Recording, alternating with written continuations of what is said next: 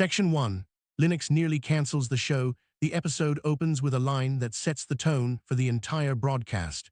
The host jokes that the WAN show almost didn't happen thanks to Linux, then immediately flips it by saying it also totally did happen thanks to Linux.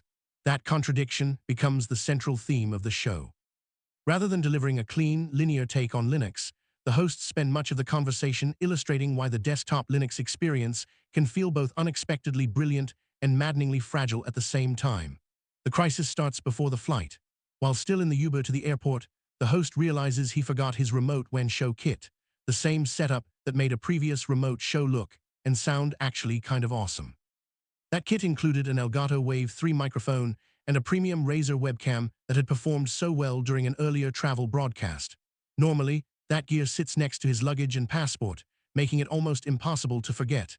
But he explains that packing with kids and interruptions completely broke his routine.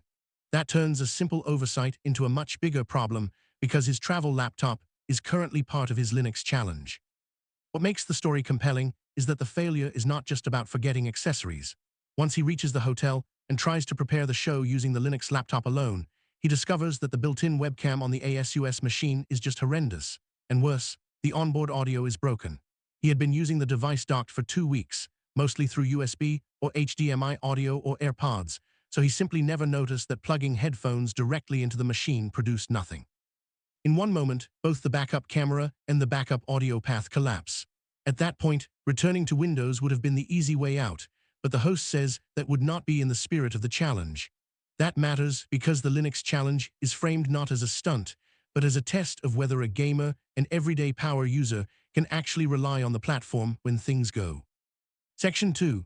A South Korean tech mall hunt. Once the hotel setup falls apart, the host commits to a workaround that becomes one of the show's most vivid stories. A last-minute trip to a massive South Korean tech district to rebuild a remote production kit from scratch. His wife suggests turning the problem into both a shopping trip and potentially a video, a gesture the co-host calls proof that one should find a wife who supports you and your career as much as Ivan does. That support becomes the reason the detour happens at all. The destination sounds enormous. The host describes it as spanning over 20 buildings and containing around 5,000 shops, less like a single mall and more like a full tech district. He compares it not to enclosed electronics malls like Sim Lim Square, but more to sprawling Asian tech neighborhoods where production gear, PC parts, second-hand tech, and retail storefronts all mix together. His objective is simple in theory: buy a USB desktop microphone, a bougie webcam, and ideally a small LED light. In practice, that simple objective turns into a scavenger hunt. The district initially looks promising. The first few shops suggest the problem might be solved quickly, but the host makes a classic mistake. He refuses to buy the first acceptable item he sees because he wants to scrapyard hunt a little bit. That impulse turns a straightforward errand into a long search across multiple floors and buildings. He discovers weirdly specialized stores, including an entire knock to a shop, but also notices that the district's reputation has changed. Online descriptions had called it South Korea's biggest and best tech marketplace, while recent TripAdvisor and Reddit posts labeled it a ghost town and full of scammers. The reality seems mixed: huge, fascinating, uneven, and difficult to navigate. One recurring detail is the disconnect between how helpful people were elsewhere in South Korea and how dismissive some shopkeepers were in the tech area. The host says that outside the district, locals regularly approached him to help with transit and directions. Inside the mall, some vendors seemed to avoid him, pretending not to notice him because he was. Section 3. The Linux webcam miracle. The most important twist in the story arrives after the shopping trip, once the host returns to the hotel room and starts assembling the emergency rig. The microphone eventually works, though not without a lot of troubleshooting, including failed OBS recordings where the mic audio didn't capture properly. But the bigger challenge is video. Since he gave up on finding a premium webcam, he decides to push all his chips in on using his phone as the camera. That is where Linux, unexpectedly, redeems itself. The host tries 3 different phone as webcam solutions suggested by AI, specifically noting that they were presented as Ubuntu or Debian ready. He is using Kubuntu, which he jokes is basically Ubuntu with Kitty, so he expects compatibility. 2 of the recommended tools either do not appear in his software store or fail to work. Then he installs a third option, a low-rated app called Irion Webcam V291, and the result shocks him. It works almost instantly. His description is full of disbelief. The app requires almost no setup. Choose front or back camera, select resolution and frame rate, Optionally use iPhone audio, and it is done. He says, I don't think I have ever used anything this seamlessly before in my life. Even more surprising, it works over hotel Wi-Fi after a wired cable attempt does nothing. The video is not perfect.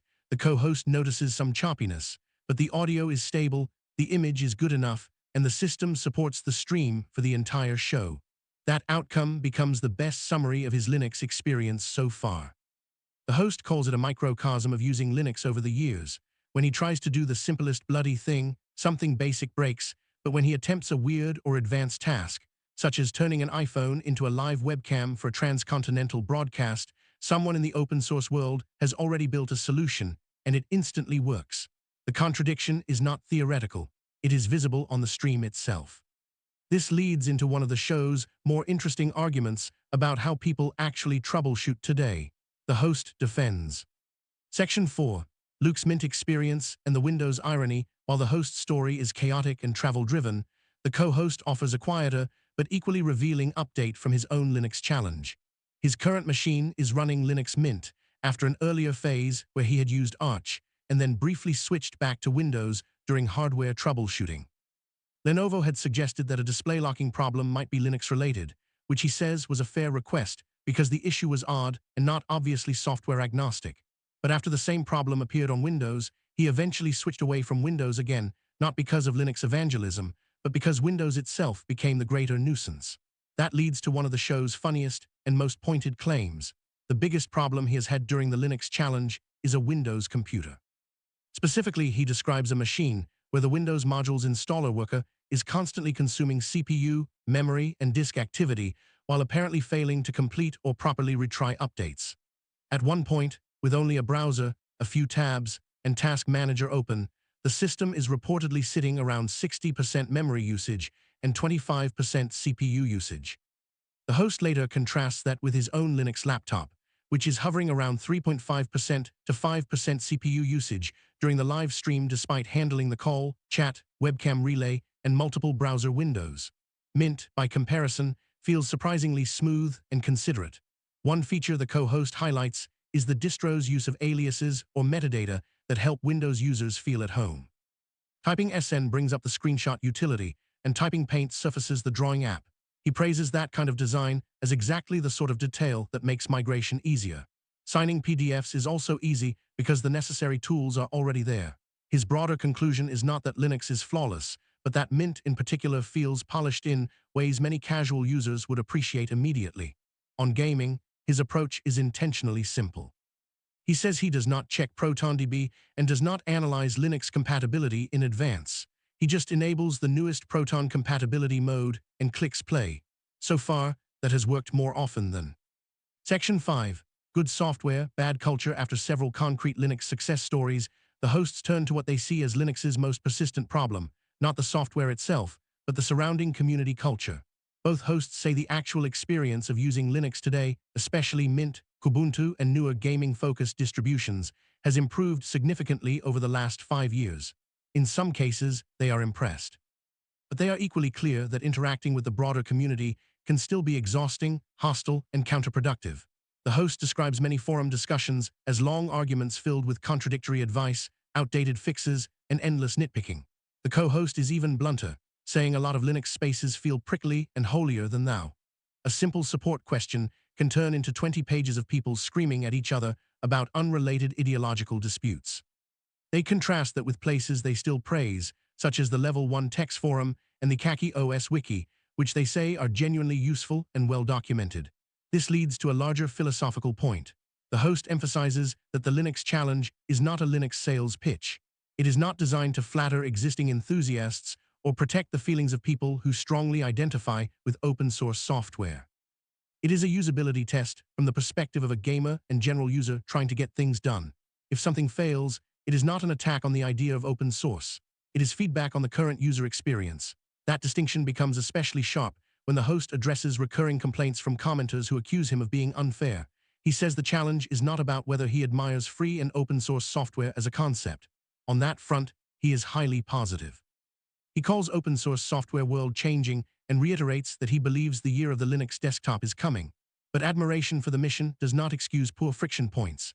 If software fails to launch, if a workflow requires terminal gymnastics, or if the best-known tools recommended by search and I point people toward bad experiences, that is reality. Solve the problem, he says, rather than blaming the messenger. The hosts also argue that excessive positivity can. Section 6. SteamOS, Steam machines, and why Linux might finally matter from there. The conversation broadens from personal Linux use to a bigger industry question. If the year of the Linux desktop ever does happen, what platform will make it real? The host argues that SteamOS remains the strongest candidate because it has what he considers essential for any operating system to break through: a clear vision. Believes Linux distributions need more than technical merit. They need a cohesive direction, and Valve appears to be building one. This argument is tied to several news threads mentioned throughout the show. Valve is still apparently on track to release its new Steam hardware in the first half of 2026, including the long-discussed Steam machine, Steam frame, and a new Steam controller. The company says the launch window has not changed, though pricing and exact dates are still being finalized. The hosts joke that if Valve misses the deadline, at least the internet will get a fresh Valve time meme, but they treat the roadmap as significant. Valve also reportedly says rising DRAM prices are affecting planning, a reminder that the broader memory market remains difficult. The co-host is more cautious than the host about SteamOS becoming a true general desktop winner. His argument is that Valve may never want to fully support all the non-gaming aspects of desktop computing. But even he says that the ecosystem around Arch-based gaming distributions is becoming more approachable, and that the momentum around gaming-focused Linux has changed markedly since their previous challenge. Steam Deck guides are often useful for desktop Linux setups now, and that matters because gaming has become the wedge that makes Linux feel practical rather than ideological. The host's case for SteamOS goes beyond gaming.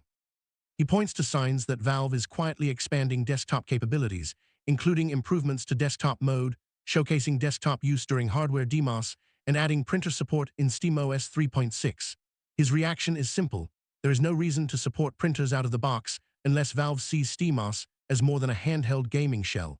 He also believes gamers are uniquely valuable early adopters because they demand. Section 7. Windows in decline. Competition as the goal. The host's discussion of Linux only really makes sense because it sits alongside an increasingly bleak view of Windows. This section is one of the longest and most passionate parts of the show, and it is where the hosts explain that they are not anti-Windows so much as anti-complacency. They want Microsoft to be better, because a stronger Windows means a healthier competitive landscape. Their frustration comes from feeling that Microsoft no longer treats the desktop experience as sacred.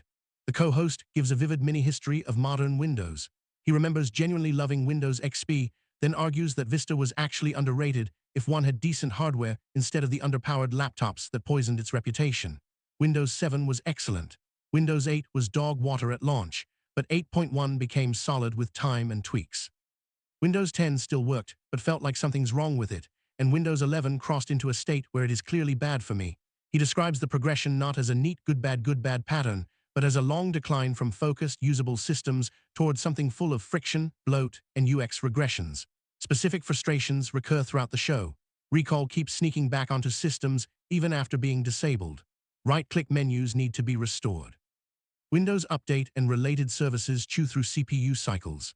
Microsoft's priorities feel split between AI integration, enterprise monetization, and platform control, while the ordinary desktop experience is allowed to deteriorate.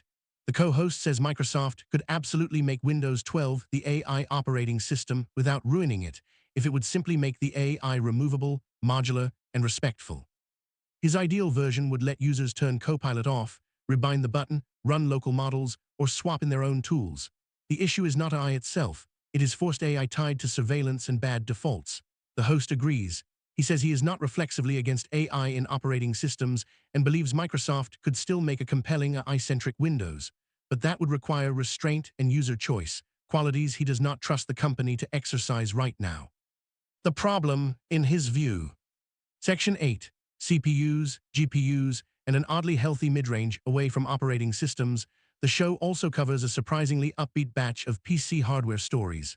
One of the biggest is Intel's announcement of the Core Ultra 7 270K+, and Core Ultra 5 250K+, which the company calls its fastest gaming desktop processors ever.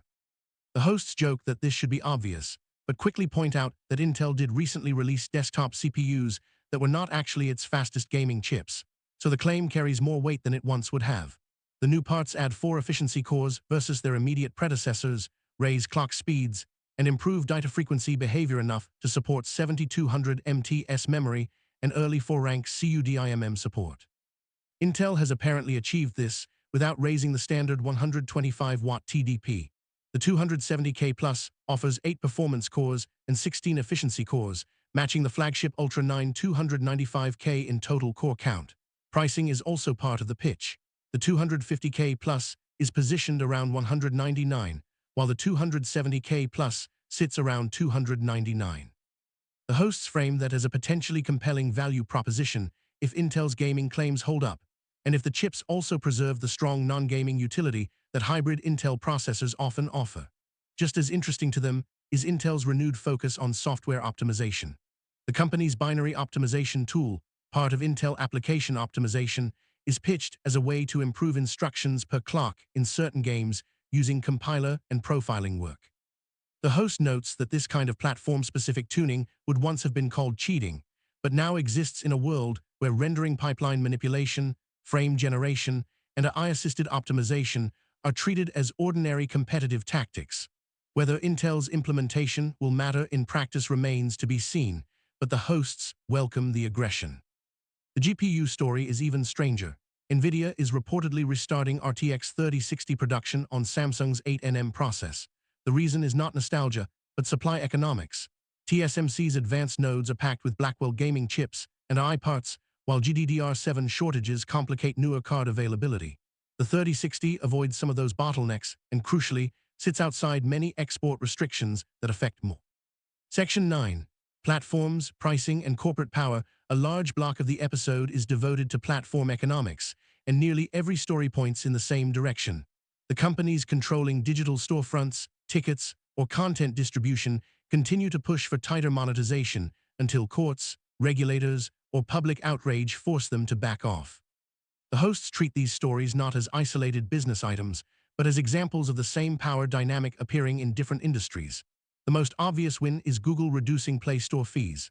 By June 30, developers in the US, UK, and European Economic Area will see the standard 30% in-app purchase fee fall to 20% for first-time installs, while recurring subscription fees drop to 10%. Developers can also separate billing from service fees, paying an additional 5% if they choose Google's billing system, and Google is introducing a program for registered third-party app stores.